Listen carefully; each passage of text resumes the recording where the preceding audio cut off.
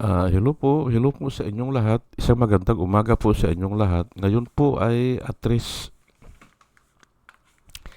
ng Hulyo 2026 anyo at ang oras po ngayon dito sa Los Angeles, California ay alas 6:47 ng umaga. 47 ba? Sandali lang ah. Oo, 47 ng umaga. Araw po ngayon ng Biyernes dito sa Los Angeles, California. At dyan ay mag-aalas 10 na ng gabi dyan sa Pilipinas. Nais ko po mag-vlog mga kababayan, mga minamahal. Gusto ko lang sagutan itong marami kasi ang nalilito dito sa ah, selective justice na nilalakad nila Marcolita. Na ang gobyerno raw ay lumalakad ngayon yang pagdemanda kay Marcolita ay selective justice. Ay sagutin po natin ito. Opo.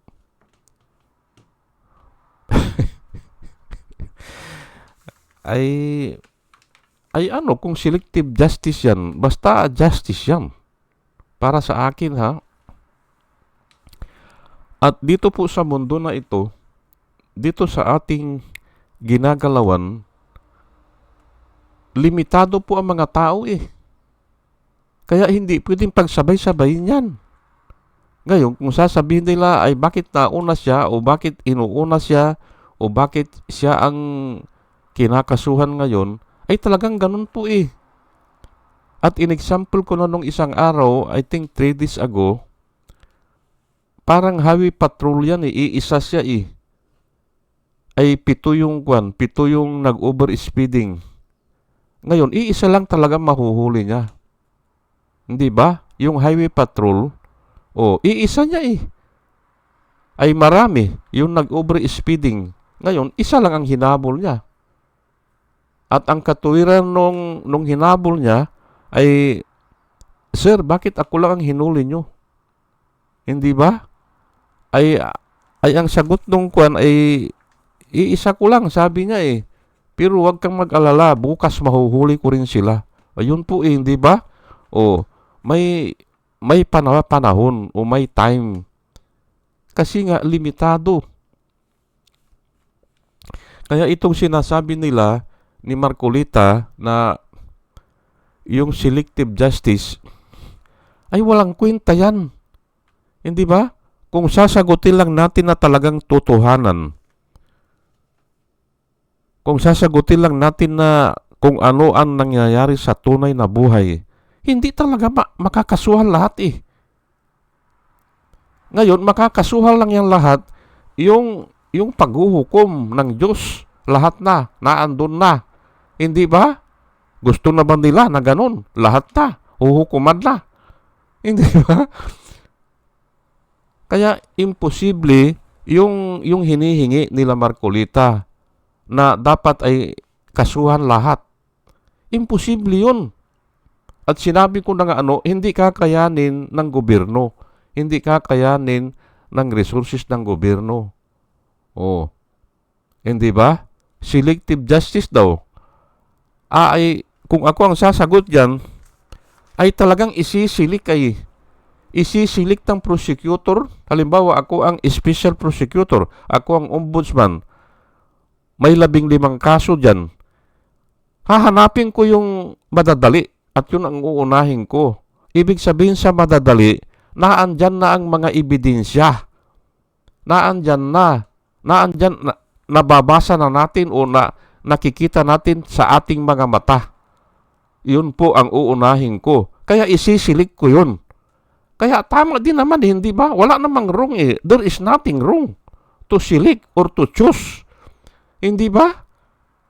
Kahit araw-araw po tayo nagdidesisyon tayo kung ano ang una nating pipiliin. Maniwala po kayo sa akin. Kahit sa pagkain kung minsan namimili ka, anong una mong kakainin Hindi ba? O, sa pagsuot ng damit, hindi ba? Namimili ka rin eh. Papasok ka sa opisina. O, maliban na lang kung uniform, ano? Pero kung minsan, yung uniform, marami rin yan eh. Kung puti, mayroon kang 3 puti, hindi ba? Pipili ka dun eh. O, araw-araw po, namimili tayo ng ating, kung minsan pati yung dadaanan natin eh. O, namimili tayo eh, hindi ba? Dito muna ako dadaan, hindi ba? O sa pagpili ng ating kurso na ating kukunin sa kolehiyo. Namimili po tayo eh. Pati sa ating pag-aasawa, hindi ba? Namimili tayo. Ay ano pang masama dyan kung selective ka? Ay karapatan mo yun o yun ang ibinigay sa atin ng Diyos. Hindi ba? O, isilik mo kung sino yung malapit ng maraming ebidensya ng nakalatad, hindi ba? At yun ang kakasuhan mo. Kaya mali ito si Marcolita eh. Kayo po, ang tatanungin ko, yung mga ordinaryong tao, hindi ba ginagawa natin yan? Namimili tayo? Hindi ba? Pati nga kung minsan sa araw, mayroong araw tayo na yung masaya tayo, namimigay tayo ng kung ano yan, ng biyaya, hindi ba? Pinipili natin, hindi ba? Pati yung pagbibigyan natin ng mga donation, hindi ba? O yung biyaya, pinipili din natin. Hindi ba? Natural lang yan kasi isa yun sa mo sa karapatan mo o isa yun sa privilege na ibinigay sa'yo. Pipili ka. Hindi ba? Ang sabi ko nga, pati nga sa pag-aasawa mayroon ka manliligaw na 3 o 4 pipiliin mo yung medyo okay, hindi ba? O anong masama doon? Hindi ba? Wala Hindi ba? Talagang pinipili po yan. Kung pagdating dito sa kakasuhan, ay pipiliin talaga kung sino yung marami ng ebidensya. At yung ebidensya na yan, hindi naman nanggaling sa tao yan eh. Nanggaling kay Marcolita mismo. Hindi naman nahulog sa langit yan eh, hindi ba? Na pwede niyang questionin eh. Hindi ba? Kasi yung maalala ko dun kay Irapi, yung inihagis lang yung inihagis lang yung envelope dun sa bakuran ng congressman. Ay nung kinuha niya, binuklat niya, ay mga dokumento. Hindi naman ganun eh. Pwedeng questionin talaga yun kasi inihagis lang, hindi ba? Inihagis. Nung binuksan niya yung envelope, ayun na yung mga dokumento. Hindi ba? Ay ito, hindi si Kwan na ang nagsasalita mismo eh. Ano yung kong? Ano yun? Sabi ni Kwan mayroon lang daw isang hiling yung nagbigay sa kanya ng pera ng 75 million kung 3 tao yan. Marami akong kaibigan, sabi niya. Marami sila. Sabi ni Kwan worldwide po yan ha, nakikita. Dahil doon sa Kwan yan doon sa channel nila yan Ano yun? Sabi naman nung Kwan Kaya sigurado yung sagot niya. Kasi bago niya sinagot, ay may katanungan pang isa. Ano po yun? Isa lang ang kahilingan nila. Ano po yun? Hindi ba? Ay, wag daw sabihin ang mga pangalan nila. Ayan po, hindi ba? Ay, ay kung minsan kasi ay parang nawawala sa wisyo o nawawala na sa Kwan nawawala na sa tamang pag-iisip. Aywan ko lang kung sa kaiisip niya nang lulusutan niya yung isa, hindi ba? Yung pwede siyang tanggalin hindi ba? Kasi hindi niya sinabi ata sa susi o ano ba yung kaso niya? Hindi niya binanggit ang mga pangalan o hindi niya isinama? Pwede siyang tanggalin as senator. Ay iniwasan niya yon, ay ang hindi niya napansin ay lumala yung isang kaso niya. Yang plunder. Kasi more than 50 million po yan na tinanggap niya hindi po 50 pesos o hindi 50 75 million at malamang higit pa dyan. Hindi ba? Yan po ang kuwang ko dyan, kasalanan yan ni Rodante Marcolita dahil kaiiwas niya, mas lalong lumala ang kaso niya. Opo. Nung nag-aaral ako, yung bata pa ako, mayroong kasi kung may nabasa ako sa comics, uso po ang comics noon eh. Yan ang libangan noon, yung comics. Inaarkilahan yung comics, nire-rent. Tapos iuwi mo sa bahay, ganyan, o marami kayong babasa, o tapos ibabalik nyo na. I-rent yung comics. Kumikita yan. Ngayon, mayroong isang istorya doon, parang ganyan kay Marcolita na yung lalaki ay mayroong kalaguyo. Ay alam mo naman sa baryo ay nagtatago lang yan sa silong ng puno o sa mga kwan lang yan, mga damuhan siguro yan. Nakikipaghalikan siya doon sa kalaguyo niya, yung lalaki. Ay simple, nagtatago siya doon sa misis niya o doon sa bahay nila. Ay simple, hindi sila makita kasi nga napapampanan ng puno. Ay paglingon niya sa kanan niya, mayroong matanda na nakikita sila. Ay paglingon naman niya sa kaliwa niya, may bata na nakikita rin sila. Ay ang ginawa niya ay umiwas siya dun sa matanda kasi matanda yun eh. Matanda. Iniwasan niya. Nagtago silang bahagya. Ay pero nakikita siya ng bata. Ay hindi niya alam yung bata ay matalas ang paningin. Ay yung matanda ay hindi na sila nakikilala. Opo. Ganun po yung kwento sa comics eh. At yung bata ay ikinuan na. Kinuwento na sa baryo. Ayan po hindi ba?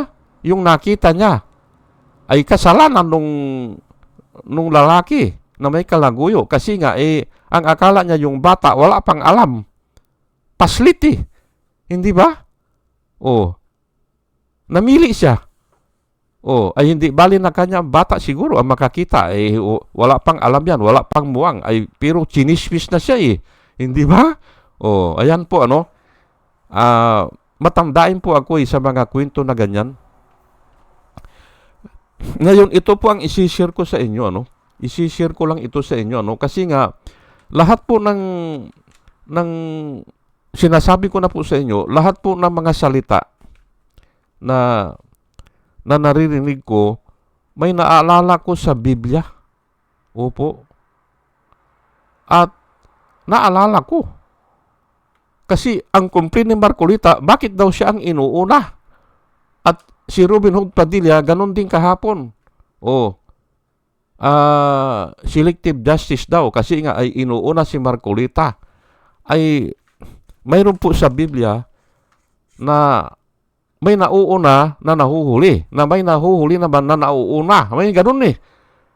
Pero hindi ko masyadong pinag-aralan po yan. Pero isi-share ko lang po sa inyo Ito po yung kwento na marami kasi ang yung maliligtas o magiging disipulo. Pero yun, ang gagawin nila, iiwanan nila ang kanilang mga ari-arian, ganyan, o mga anak at magulang, iiwanan nila pati asawa nga, iiwanan at mga ngaral. Yung po nakasulat dun Ang sabi ni Kristo, pero kanya ay yung iniwan ng kanilang magulang, tatay o kamag-anak o asawa o na parang abandonment po yun Pero hindi dahil nga ay mangangaral ka O binigyan mo ng priority, ang ibig sabihin niyan, binigyan mo ng priority yung pangangaral. sa ibang tao kisa dun sa pamilya mo. Yung po ang ibig sabihin yan. At sinabi ni Jesus Christ ay dito nga, na andito na tayo sa Matthew 19 verse 30, at tatlo po ang pinagsulatan nito. Mark 10 verse 31, Luke 13 verse 30. Pag tatlo po ang pinagsulatan yan, ay importante po yan. Tatlong gospel na i-record nila ito na, babasahin ko na at pinili ko na itong Matthew 19 verse 30. Pero nag-umpisa sa 29 yan. And everyone who has left houses, or brothers, or sisters, or father, or mother, or wife, or children, or lands. Pati nga yung manamanahan yan hindi ba? Yung lupa, iniwan, hindi ba? For my name's sake, shall receive 100-fold and inherit eternal life. But many who are first will be last, and the last first. Yan po, ay ang hirap kang intindihin nga po pero ay, sige, at ipaliwanag po natin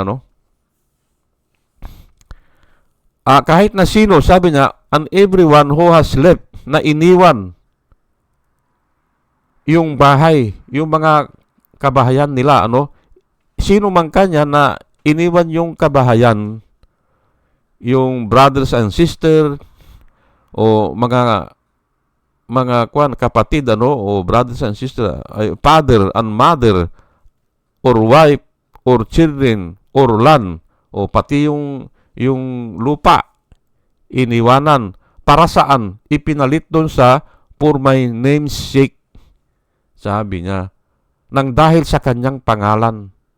Nangaral nga ito, pumunta sa malayong lugar, nagsapalaran at estranghero, pero ito yung mga pastor na nangangaral talaga. Pumunta sa malayong lugar, iniwan yung mga kamag-anak niya, yung lupain niya, bahay niya, dahil nangangaral. Yan po ang ibig sabihin yan. Yung nga iba napapatay pa pinupugutan ng ulo. Opo. Shall receive 100-fold. Ang sinabi po dito ay makaka-receive o ibabalik sa kanya ng 100-fold. 100 bisis ibabalik. At saka yung maka-inherit siya ng eternal life. Remember ay yung iba sa atin nasa bahay lang hindi ba? Hindi naman umaalis pero dito sinigurado po mag-inherit ng eternal life. Ayan po at makaka-receive kung ano man yung iniwan niya, makaka-receive ng 100-fold. Pero sabi niya, but many who are first will be last. Ayan po hindi ba? Yung nauna ay siya ang mahuhuli o yun naman nahuli ay siya ang mauuna. Ano po ang kuwan natin yan? Ano po ang masasabi natin o ano ang ikukumplin natin dyan? Ay yan ang design ng Panginoon. Hindi ba? Sasabihin ba ni Marcolita na, bakit ako ang mauuna? Hindi wala ito nga pati nga sa palatuntunan ng Diyos may nauuna na nahuhuli. At may nahuli naman na siya ang nauuna doon sa pagbigay ng reward. Reward po ito ay kahit na reward yan, ay ganun din yan sa yung parurusahan, yung parusa. Hindi ba? Ay pero nga hindi ko inaral ito na maigi.